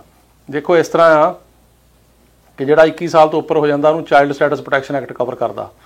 ਉਹਦੀ ਇੱਕ ਖਾਸ ਕੈਲਕੂਲੇਸ਼ਨ ਹੁੰਦੀ ਹੈ, ਮੈਂ ਅੱਗੇ ਵੀ ਦੱਸਦਾ ਹਮੇਸ਼ਾ। ਉਹਦੀ ਕੈਲਕੂਲੇਸ਼ਨ ਇਹ ਆ, ਪਹਿਲਾਂ ਇਹ ਦੇਖਣਾ ਪੈਂਦਾ ਵੀ ਅਪਲਾਈ ਕਦੋਂ ਹੋਇਆ ਕੇਸ, ਫਿਰ ਅਪਰੂਵਲ ਕਦੋਂ ਆਈ, ਫਿਰ ਇਹ ਦੇਖਣਾ ਪੈਂਦਾ ਕਿ ਇਹ ਜਿਹੜਾ ਕੇਸ ਆ ਇਹਦੀ ਜਿਹੜੀ ਹੈਗੀ ਪ੍ਰਾਇਓਰਟੀ ਡੇਟ ਕਦੋਂ ਕਰੰਟ ਆ, ਉੱਥੇ ਬੱਚੇ ਦੀ ਕਿੰਨੀ ਉਮਰ ਆ, ਉਸ ਉਮਰ ਦੇ ਵਿੱਚੋਂ ਜਿਹੜਾ ਉਹ ਟਾਈਮ ਹੁੰਦਾ ਅਪਲਾਈ ਤੇ ਅਪਰੂਵਲ ਦਾ ਉਹ ਕੱਢਿਆ ਜਾਂਦਾ। ਜੇ ਕੱਢ ਕੇ 21 ਤੋਂ ਉਮਰ ਘੱਟ ਬਣਦੀ ਫਿਰ ਉਹ ਆ ਸਕਦੇ ਆ। ਸੋ ਇਹ ਅਜੇ ਤੁਹਾਡੀ ਜਿਹੜੀ ਮਈ 2006 ਆ ਜਿਹਦਾ ਦੂਰ ਪਿਆ, ਜੇ ਤਾਂ ਉੱਥੇ ਸਪਟੈਂਬਰ ਚੱਲ ਰਿਹਾ, ਜੇ 8-9 ਮਹੀਨੇ ਸਾਲ ਹੋਰ ਲੱਗ ਸਕਦਾ। ਜਦੋਂ ਵੀ ਪ੍ਰਾਇਓਰਟੀ ਡੇਟ ਕਰੰਟ ਹੋਏਗੀ ਉਸ ਟਾਈਮ 'ਤੇ ਦੇਖਿਆ ਜਾਊਗਾ ਕਵਰ ਹੋਣ ਦਾ। ਬਾਕੀ ਸਟੱਡੀ ਦੀ ਗੱਲ ਆ, ਬੈਟਰ ਆ ਕਿ ਸਟੱਡੀ ਕਰੇ। ਵੈਸੇ ਕਾਨੂੰਨ ਤਾਂ ਇਹੀ ਆ ਕਿ ਅਨਮੈਰਿਡ ਹੋਣਾ ਚਾਹੀਦਾ, ਪਰ ਜੇ ਸਟੱਡੀ ਕਰੇ ਉਹਦਾ ਫਾਇਦਾ ਹੀ ਹੁੰਦਾ। ਅਗਲਾ ਸਵਾਲ ਹੈ ਜੀ ਕਿ ਮੈਂ US ਸਿਟੀਜ਼ਨ ਆ ਅਤੇ ਮੇਰੀ ਵਾਈਫ ਇੰਡੀਆ 'ਚ ਆ, ਅਤੇ ਅਸੀਂ ਜਿਹੜੇ ਹੈਗੇ ਆ 2021 ਦੇ ਵਿੱਚ ਅਸੀਂ ਅਪਲਾਈ ਕਰਨ ਵਾਸਤੇ ਸਾਡਾ ਅਪਲਾਈ ਕੀਤਾ ਸੀਗਾ ਅਤੇ ਮੇਰੀ ਵਾਈਫ ਦਾ, ਅਤੇ ਇਸ ਤੋਂ ਬਾਅਦ ਅਜੇ ਉੱਥੇ ਐਮਬੈਸੀ ਦੇ ਵਿੱਚੋਂ ਕੋਈ ਵੀ ਸਾਨੂੰ ਜਵਾਬ ਨਹੀਂ ਆਇਆ। ਦੇਖੋ ਇਸ ਤਰ੍ਹਾਂ ਆ ਕਿ ਹਸਬੈਂਡ ਵਾਈਫ ਦੇ ਜਿਹੜੇ ਕੇਸ ਨੇ ਇਹਨਾਂ ਦੇ ਵਿੱਚ ਕਾਫੀ ਡਿਲੇ ਚੱਲ ਰਹੀ ਆ। ਅੱਗੇ 2-3 ਵਾਰੀ ਇੰਟਰਵਿਊਜ਼ ਹੋ ਕੇ ਵੀ ਪੋਸਟਪੋਨ ਹੋਈਆਂ। ਸੋ ਤੁਸੀਂ ਉਹਨਾਂ ਨੂੰ ਈਮੇਲ ਕਰੋ, ਕੰਟੈਕਟ ਕਰੋ, ਇਹੀ ਆ, ਵੇਟ ਕਰਨਾ ਪੈਂਦਾ। ਆਮ ਤੌਰ 'ਤੇ ਉਹ 60 ਦਿਨ ਦਾ ਕਹਿੰਦੇ ਵੀ ਵੇਟ 60 ਡੇਜ਼। ਸੋ ਅੱਗੇ ਦੇਖਦੇ ਹਾਂ ਕੀ ਹੁੰਦਾ। ਅਤੇ ਅਗਲਾ ਸਵਾਲ ਹੈ ਜੀ ਕਿ ਉਹ ਕਹਿ ਰਹੇ ਨੇ ਕਿ ਮੇਰੀ ਸਿਸਟਰ ਇਨ ਲਾਅ ਨੇ F4 ਪਟੀਸ਼ਨ ਫਾਈਲ ਕੀਤੀ ਆ 2007 ਦੇ ਵਿੱਚ, ਅਤੇ ਇਹਨੂੰ ਕਿੰਨਾ ਟਾਈਮ ਲੱਗੂ ਅਤੇ ਕਿਵੇਂ? ਦੇਖੋ ਜੀ 2000 ਅਜੇ ਤਾਂ 5 ਚੱਲ ਰਿਹਾ, 2 ਸਾਲ ਲੱਗਣਗੇ। ਬਾਕੀ ਜੇ ਤੁਸੀਂ ਆਪਣੇ ਐਜੂਕੇਸ਼ਨ ਦੀ ਗੱਲ ਜਾਂ ਪ੍ਰੋਫੈਸ਼ਨ ਕੰਟੀਨਿਊ ਕਰਨ ਦੀ ਕੀਤੀ ਆ, ਉਹ ਤਾਂ ਤੁਸੀਂ ਇੱਥੇ ਆ ਕੇ ਜਦੋਂ ਆਓਗੇ ਉਹਦੀਆਂ ਰਿਕੁਆਇਰਮੈਂਟਸ ਹਰੇਕ ਫੀਲਡ ਦੀਆਂ ਡਿਫਰੈਂਟ ਹੁੰਦੀਆਂ ਨੇ, ਅਤੇ ਉਹਦੇ ਮੁਤਾਬਕ ਤੁਸੀਂ ਜਿਹੜੀਆਂ ਰਿਕੁਆਇਰਮੈਂਟਸ ਹੈਗੀਆਂ ਉਹ ਆਪਣੀਆਂ ਪੂਰੀਆਂ ਕਰਨੀਆਂ ਪੈਂਦੀਆਂ, ਐਗਜ਼ਾਮ ਲੈਣੇ ਪੈਂਦੇ ਨੇ। ਕਈ ਫੀਲਡ 'ਚ ਜਿਹੜੀ ਸਟੱਡੀ ਕਰਨੀ ਪੈਂਦੀ ਆ, ਫਿਰ ਐਗਜ਼ਾਮ ਤਾਂ ਇੱਥੇ ਹੁੰਦਾ ਹੀ ਆ। ਇੱਥੇ ਹਰ ਫੀਲਡ ਦੇ ਵਿੱਚ ਐਗਜ਼ਾਮ ਹੁੰਦਾ, ਜਿਹੜੇ ਮੈਡੀਕਲ ਫੀਲਡ ਦੇ ਵਿੱਚ ਐਗਜ਼ਾਮ ਹੁੰਦੇ ਨੇ, ਲਾਅ ਦੇ ਵਿੱਚ ਐਗਜ਼ਾਮ ਹੁੰਦੇ ਆ, ਅਤੇ ਉਸ ਤੋਂ ਬਾਅਦ ਬਾਹਰ ਐਗਜ਼ਾਮ ਦੇਣੇ ਪੈਂਦੇ ਆ। ਇੱਦਾਂ ਹੀ ਜਿਹੜੀਆਂ ਨਰਸ ਨੇ ਜਿਹੜੇ ਹੈਗੇ ਆ ਉਹਨਾਂ ਨੂੰ ਵੀ ਦੇਣੇ ਪੈਂਦੇ ਆ। ਸੋ ਐਗਜ਼ਾਮ ਪਾਸ ਕਰਕੇ ਉਸ ਤੋਂ ਬਾਅਦ ਤੁਸੀਂ ਫਿਰ ਆਪਣਾ ਜੋ ਵੀ ਕੰਮਕਾਰ ਕਰ ਸਕਦੇ ਹੋ। ਅਤੇ ਅਗਲਾ ਸਵਾਲ ਹੈ ਜੀ ਕਿ ਵਿਜ਼ਟਰ ਵੀਜ਼ੇ ਲਈ ਕਦੋਂ ਸ਼ੁਰੂ ਹੋਊਗਾ? ਮੈਂ ਦੱਸ ਕੇ ਹਟਿਆ ਜੀ ਕਿ ਉਹ ਨਵੰਬਰ ਤੋਂ ਇੰਡੀਆ ਅਤੇ ਹੋਰ ਜਿਹੜੀਆਂ ਕੰਟਰੀਆਂ ਨੇ ਉਹਦਾ ਵਿਜ਼ਟਰ ਵੀਜ਼ੇ ਦਾ ਜਿਹੜਾ ਹੈਗਾ ਉਹ ਸਟਾਰਟ ਹੋ ਜਾਏਗਾ। ਅਗਲਾ ਹੈ ਜੀ ਕਿ F4 ਕੈਟੇਗਰੀ 'ਚ ਅਪਲਾਈ ਕੀਤਾ ਸੀਗਾ, ਅਸੀਂ ਆਪਣੀ ਅਪਰੂਵਲ ਕਿਵੇਂ ਚੈੱਕ ਕਰੀਏ? ਇਹਦਾ ਇਸ ਤਰ੍ਹਾਂ ਜੀ ਕਿ ਜਿਹੜੀ ਉਹ ਤੁਹਾਨੂੰ ਰਸੀਦ ਆਈ ਆ ਉੱਤੇ ਕੇਸ ਨੰਬਰ ਹੁੰਦਾ, ਉਹ 'ਤੇ ਚੈੱਕ ਕਰ ਸਕਦੇ ਹੋ। ਅੱਜ ਕੱਲ੍ਹ ਅਪਰੂਵਲ ਨੂੰ ਕਾਫੀ ਟਾਈਮ ਲੱਗ ਰਿਹਾ, 8 ਤੋਂ 10 ਸਾਲ ਲੱਗ ਰਹੇ ਨੇ ਅਪਰੂਵਲਾਂ ਨੂੰ, ਅਤੇ ਇਹ ਇਸ ਕਰਕੇ ਕਿਉਂਕਿ ਜਿਹੜੀ ਕੈਟੇਗਰੀ ਨੂੰ 15 ਸਾਲ ਲੱਗ ਰਿਹਾ ਉਹਦੇ ਕਰਕੇ ਟਾਈਮ ਲੱਗ ਰਿਹਾ। ਪਰ ਟਾਈਮ ਲੱਗਣ ਦਾ ਇੱਕ ਫਾਇਦਾ ਵੀ ਆ ਅਪਰੂਵਲ ਦਾ, ਉਹ ਇਹ ਆ ਕਿ ਜਿਹੜੇ ਚਾਈਲਡ ਸਟੇਟਸ ਪ੍ਰੋਟੈਕਸ਼ਨ ਐਕਟ ਦੇ ਅੰਡਰ ਬੱਚੇ ਕਵਰ ਹੁੰਦੇ ਨੇ ਉਹਦੇ 'ਚੋਂ ਟਾਈਮ ਦੇਖਿਆ ਜਾਂਦਾ ਵੀ ਕਦੋਂ ਅਪਲਾਈ ਹੋਇਆ, ਕਦੋਂ ਅਪਰੂਵਲ ਆਈ ਆ। ਅਤੇ ਜੇ ਉਹ ਟਾਈਮ ਜ਼ਿਆਦਾ ਹੋਵੇ ਤਾਂ ਬੱਚੇ ਸਾਰੇ ਵਿੱਚ ਆ ਜਾਂਦੇ, ਚਾਹੇ ਉਮਰ ਉਹਨਾਂ ਦੀ ਹੁਣ ਕਰੋ ਹੁਣ 8 ਸਾਲ ਲੱਗ ਜਾਣ ਅਪਰੂਵਲ ਨੂੰ, ਅਤੇ ਬੱਚੇ ਦੀ ਉਮਰ ਜੇ 5-6 ਸਾਲ ਵੀ ਓਵਰ ਹੋ ਜਾਵੇ 21 ਤੋਂ ਫਿਰ ਵੀ ਆ ਸਕਦਾ ਉਹ। ਸੋ ਜਿੰਨਾ ਟਾਈਮ ਅਪਰੂਵਲ ਨੂੰ ਜ਼ਿਆਦਾ ਲੱਗੂਗਾ ਉਹ ਚਾਈਲਡ ਸਟੇਟਸ ਪ੍ਰੋਟੈਕਸ਼ਨ ਐਕਟ ਲਈ ਉਹਦਾ ਫਾਇਦਾ ਆ। ਪਰ ਪ੍ਰਾਇਓਰਟੀ ਡੇਟ ਜਿਹੜੀ ਆ ਜਦੋਂ ਅਪਲਾਈ ਕੀਤਾ ਉਹੀ ਰਹੂਗੀ, ਉਹਦਾ ਅਪਰੂਵਲ ਨਾਲ ਫਰਕ ਨਹੀਂ ਪੈਂਦਾ ਕੋਈ। ਜੇ ਹੁਣ ਤੁਸੀਂ ਫਰਜ਼ ਕਰੋ 2007 'ਚ ਅਪਲਾਈ ਕੀਤਾ ਆ ਅਤੇ ਅਪਰੂਵਲ ਜਾ ਕੇ ਆਉਂਦੀ ਆ 2015 'ਚ, ਪਰ ਜਿਹੜਾ ਡੇਟ ਆ ਉਹ 7 ਵਾਲੀ ਗਿਣੀ ਜਾਏਗੀ। ਅਗਲਾ ਸਵਾਲ ਹੈ ਜੀ ਕਿ ਮੇਰੇ ਕੋਲ ਸਟੂਡੈਂਟ ਵੀਜ਼ਾ ਹੈਗਾ ਅਮਰੀਕਾ ਦਾ ਤੇ ਮੈਂ ਇੱਥੇ ਆ ਕੇ ਜਿਹੜਾ ਪੜ੍ਹਾਈ ਕਰ ਸਕਦੇ ਹਾਂ। ਹਾਂਜੀ, ਇਹ ਤੁਸੀਂ ਕਰ ਸਕਦੇ ਹੋ। ਸਟੂਡੈਂਟ ਵੀਜ਼ੇ ਤਾਂ ਖੁੱਲ੍ਹੇ ਆ, ਜੇ ਤਾਂ ਤੁਹਾਡੇ ਕੋਲ ਐਡਮਿਸ਼ਨ ਹੈਗੀ, ਤੁਹਾਡੇ ਕੋਲ ਵੀਜ਼ਾ ਹੈਗਾ, ਤੁਸੀਂ ਜਦੋਂ ਮਰਜ਼ੀ ਆ ਸਕਦੇ ਹੋ, ਕੋਈ ਚੱਕਰ ਨਹੀਂ। ਇਹਦੇ ਨਾਲ ਹੀ ਮਿਲਦਾ ਸਵਾਲ ਹੈ ਕਿ ਵਿਜ਼ਟਰ ਵੀਜ਼ਾ ਉਹਨਾਂ ਕੋਲੇ, ਤੇ ਉਹ ਕਹਿੰਦੇ ਆ ਕਿ ਅਸੀਂ ਸਟੂਡੈਂਟ ਵੀਜ਼ੇ ਲਈ ਅਪਲਾਈ ਕਰਨਾ। ਇਹ ਤੁਹਾਡੇ ਕੋਲ ਦੋ ਰਸਤੇ ਆ ਜੀ। ਇੱਕ ਤਾਂ ਤੁਸੀਂ ਉੱਥੇ ਬੈਠੇ ਇੰਡੀਆ ਤੋਂ ਅਪਲਾਈ ਕਰ ਸਕਦੇ ਹੋ, ਉੱਥੇ ਐਡਮਿਸ਼ਨ ਲੈਣੀ ਪੈਣੀ ਆ, ਐਡਮਿਸ਼ਨ ਲੈ ਕੇ I-20 ਫਾਰਮ ਲੈਣਾ ਪੈਣਾ, ਉਹ ਵੀ ਉਹਨਾਂ ਥਾਵਾਂ ਤੋਂ ਲੈਣਾ ਪੈਣਾ ਜਿਹੜੇ ਕਿ ਸਕੂਲ ਇਹਨੂੰ ਮਾਨਤਾ ਦਿੰਦੇ ਆ, ਸਪਾਂਸਰ ਕਰਦੇ ਆ। ਦੂਜਾ ਤਰੀਕਾ ਇਹ ਆ ਕਿ ਤੁਸੀਂ ਆ ਕੇ ਵਿਜ਼ਟਰ ਵੀਜ਼ੇ ਦੇ ਇੱਥੇ ਵੀ ਟਰਾਈ ਉਹਨੂੰ ਕਨਵਰਟ ਕਰਨ ਦੀ ਕਰ ਸਕਦੇ ਹੋ, ਤੇ ਉਹ ਵੀ ਹੋ ਸਕਦਾ, ਪਰ ਅਜੇ ਤੱਕ ਨਵੰਬਰ ਤੋਂ ਬਾਅਦ ਉਹ ਓਪਨ ਹੋਊਗਾ ਆਉਣਾ। ਅਗਲਾ ਸਵਾਲ ਹੈ ਜੀ ਕਿ ਮੇਰਾ ਜਿਹੜਾ ਹੈਗਾ ਮੇਰੀ ਵਾਈਫ ਜਿਹੜੀ ਸਿਟੀਜ਼ਨ ਆ, ਤੇ ਉਹਦੇ ਬਾਰੇ ਜਿਹੜਾ ਵਿਆਹ ਦਾ ਕੇਸ ਆ, ਤੇ ਉਹ ਜਿਹੜਾ ਉਹ ਕਦੋਂ ਫਾਈਲ ਕਰ ਸਕਦੇ, ਕਿੱਥੋਂ ਕਰ ਸਕਦੇ ਆ। ਵਿਆਹ ਦਾ ਕੇਸ ਜਦੋਂ ਮਰਜ਼ੀ ਫਾਈਲ ਕਰ ਸਕਦੇ ਆ ਵਿਆਹ ਹੋਣ ਤੋਂ ਬਾਅਦ, ਤੇ ਉਹ ਫਾਈਲ ਕੀਤਾ ਜਾ ਸਕਦਾ। ਇੱਥੇ ਜਿਹੜਾ ਹੈਗਾ ਜਿੱਥੇ ਬੰਦਾ ਰਹਿੰਦਾ ਉਹਦੇ ਮੁਤਾਬਕ ਸਰਵਿਸ ਸੈਂਟਰ ਹੁੰਦੇ ਨੇ, ਜਿਵੇਂ ਵਰਮੌਂਟ ਸਰਵਿਸ ਸੈਂਟਰ ਹੈਗਾ, ਤੇ ਜਾਂ ਇੱਧਰ ਜਿਹੜਾ ਹੈਗਾ ਕੈਲੀਫੋਰਨੀਆ ਦਾ ਲਗੂਨਾ ਨਗੈਲਾ, ਉਹਨਾਂ ਦੇ ਵਿੱਚ ਅਪਲਾਈ ਹੁੰਦਾ। ਜਿੱਥੇ ਬੰਦਾ ਰਹਿੰਦਾ ਉਹਦੇ ਮੁਤਾਬਕ ਉਹਦੀ ਜੂਰਿਸਡਿਕਸ਼ਨ ਜਿਹੜੀ ਆ I-130 ਪਟੀਸ਼ਨ ਅਪਲਾਈ ਹੁੰਦੀ ਆ। ਬਾਅਦ ਜਿੰਨਾ ਟਾਈਮ ਲੱਗਦਾ ਉਸ ਹਿਸਾਬ ਨਾਲ। ਉਦੋਂ ਬਾਅਦ ਜੀ ਕਿ ਅਸਾਈਲਮ ਕੇਸ ਆ ਜੀ ਸਾਡਾ, ਤੇ ਇੰਟਰਵਿਊ ਆਉਣ ਨੂੰ ਕਿੰਨਾ ਟਾਈਮ ਲੱਗੂ। ਦੇਖੋ ਇਸ ਤਰ੍ਹਾਂ ਆ, ਜਦੋਂ ਵੀ ਅਸਾਈਲਮ ਅਪਲਾਈ ਕਰਦੇ ਆ, ਇੰਟਰਵਿਊ ਉਹਨਾਂ ਦੀ ਮਰਜ਼ੀ ਆ। ਕਈ ਵਾਰੀ ਇੰਟਰਵਿਊ ਜਲਦੀ ਦੇ ਦਿੰਦੇ ਆ, ਕਈ ਵਾਰੀ ਬਹੁਤ ਟਾਈਮ ਲਾਉਂਦੇ ਆ, ਤੇ ਕਈ ਵਾਰ ਤਾਂ ਇੰਟਰਵਿਊ ਮਹੀਨੇ 2-2 ਮਹੀਨੇ 'ਚ ਵੀ ਆ ਜਾਂਦੀ ਆ, ਤੇ ਕਈ ਵਾਰੀ ਉਹਨੂੰ ਉਹ ਜਿਹੜੇ ਹੈਗੇ ਆ ਉਹ 2-3 ਸਾਲ ਲੱਗ ਜਾਂਦੇ ਆ, ਖਾਸ ਕਰਕੇ ਜਿਹੜੇ ਪੁਰਾਣੇ ਕੇਸ ਆ ਬੜੀ ਦੇਰ ਦੇ। ਸੋ ਅੱਜ ਕੱਲ੍ਹ ਇਹ ਇਹਨਾਂ ਨੇ ਕਰਤਾ ਵੀ ਇੰਟਰਵਿਊ ਕਢਾਈ ਜਾ ਸਕਦੀ ਆ, ਤੇ ਤੁਸੀਂ ਜੇ ਤੁਹਾਡੇ ਕੋਲ ਸਾਰੀ ਡਾਕੂਮੈਂਟੇਸ਼ਨ ਹੈਗੀ, ਆਪਣੇ ਪ੍ਰੂਫ ਹੈਗੇ ਨੇ, ਜਿੱਦਾਂ ਐਫੀਡੇਵਿਟਸ ਵਗੈਰਾ ਹੋ ਗਏ, ਜਾਂ ਕੋਈ ਪਾਰਟੀ ਲੈਟਰ ਹੋ ਗਿਆ, ਮੈਡੀਕਲ ਜੋ ਵੀ ਆ, ਤੇ ਉਹ ਤੁਸੀਂ ਦੇ ਕੇ ਤਾਂ ਇੰਟਰਵਿਊ ਡੇਟ ਜਿਹੜੀ ਆ ਉਹ ਕਢਾ ਵੀ ਸਕਦੇ ਹੋ।